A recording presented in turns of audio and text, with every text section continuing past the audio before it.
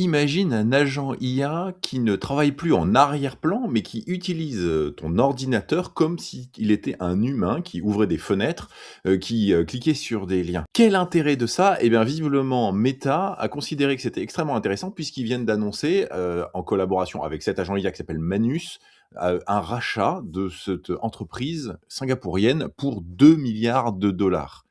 Alors Manus, c'est, une petite chaîne YouTube de 54 000 abonnés qui a présenté il y a 9 mois cet agent IA. Donc là, en fait, par exemple, le gars met dans sa démo, met un CV dans, Manus et puis il lui demande de faire l'analyse du CV et on voit dans l'écran de droite ici que, ça n'est pas, il n'y a pas d'API de communication. Je vais revenir dessus pour expliquer ça. L'agent va directement ouvrir le PDF, lire le PDF, ouvrir éventuellement un fichier Word, copier les informations qui sont intéressantes. On peut lui dire, bah, fais ça pour plusieurs CV, va chercher dans tel dossier les informations, va lire tous les CV, va faire un résumé global et dites-moi un PowerPoint qui résume tout ça pour faire la présentation demain matin de toutes les candidatures que nous avons eues, etc. Donc Facebook, dans son annonce de rachat de Manus, prévient qu'ils vont intégrer ça à toute la suite Meta et notamment à WhatsApp, ce qui pourrait, à terme, on peut imaginer que depuis WhatsApp,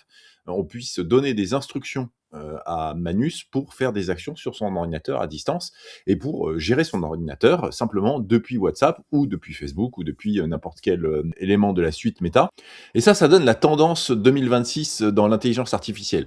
Parce que, la course à la puissance des modèles d'intelligence artificielle, certes, c'est très intéressant. Mais ce qu'on est en train d'essayer de faire actuellement avec les agents IA, c'est de passer dans une étape, supérieure de la puissance de calcul. Et notamment, on est en train d'essayer de trouver des meilleures fonctionnalités, aux modèles d'intelligence artificielle et aux modèles de LLM. Donc grosso modo, avec ChatGPT, on posait une question dans un prompt et ChatGPT organisait les données pour nous les recracher. Intelligence artificielle, intelligence, c'est données, c'est ressources, c'est information. C'est pas intelligence. Le terme intelligence a simplement été repris comme un faux ami de l'anglais, mais dans CIA, le I c'est intelligence, c'est pas une agence qui s'est créée comme étant une agence d'intelligence. C'est une agence de ressources d'information, de recherche d'information, de traitement de la donnée. Donc, le LLM ne fait que recracher de la donnée et évidemment, avec sa capacité à comprendre, des contextes, c'est extrêmement intéressant de se dire: «Est-ce qu'on pourrait pas demander à une intelligence artificielle de faire des actions à la place d'humains?» Pas simplement générer du texte ou générer de l'image. Alors des agents IA, on en crée déjà. On en crée déjà par des automatisations, notamment avec Make, Zapier, N8N et ce qu'on fait, c'est qu'on donne à un LLM, à ChatGPT par exemple, la possibilité d'aller chercher des informations dans une autre application. Et on les interconnecte à travers ce qu'on appelle les API ou les MCP. Et c'est déjà très puissant. Mais ça pose un certain nombre de problèmes. Premièrement, il faut déjà interconnecter systématiquement les agents IA avec ces applications.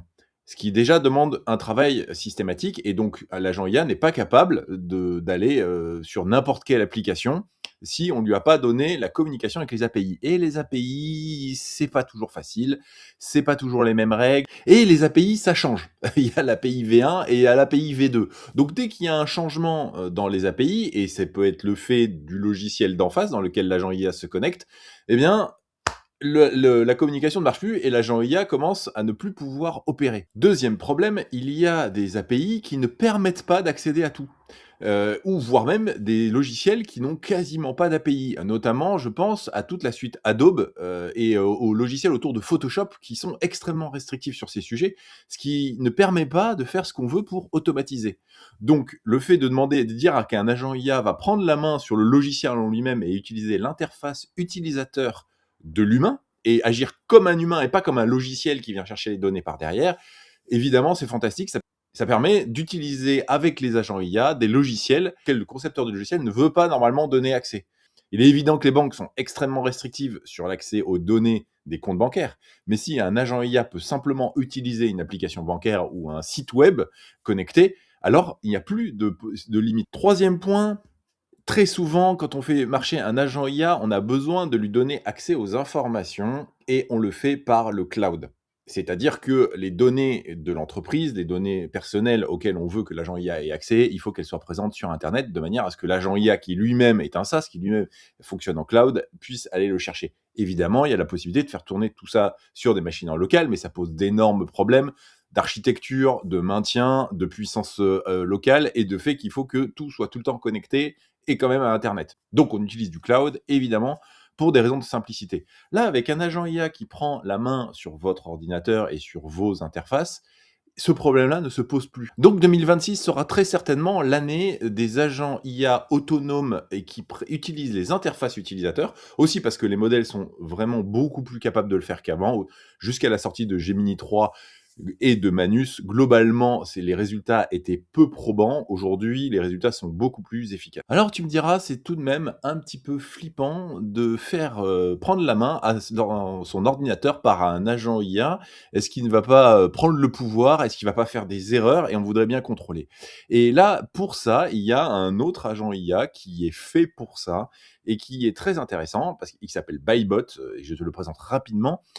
Il permet de donner la main à un agent IA dans un container, donc dans un environnement sécurisé dans lequel l'agent ne peut pas sortir. En quelque sorte, on crée comme un ordinateur virtuel, d'une certaine façon, dans lequel l'agent IA va faire tout ce qu'il a à faire, mais il ne pourra pas agir ailleurs que dans cet environnement virtuel, et il ne pourra agir que sur les logiciels que tu lui donnes. Donc, tu es certain que les choses se passeront bien. Et si tu es complètement psychotique, tu as même la possibilité de faire tourner ça sur un serveur. Donc là, ici, j'utilise Railwhale, et donc je peux faire tourner Bybot sur un environnement complet, totalement isolé, sur un serveur qui n'est pas chez moi, et pour faire tous mes tests. Donc si ce sujet t'intéresse, n'hésite pas à le dire en commentaire. Je ferai peut-être une démonstration de ce fonctionnement d'un agent IA en complet autonome dans un container sécurisé sur un serveur. Et écoute, il ne me reste plus qu'à te dire à demain. Si les informations autour de l'intelligence artificielle, de l'automatisation t'intéressent, que ça soit d'un point de vue purement technologique,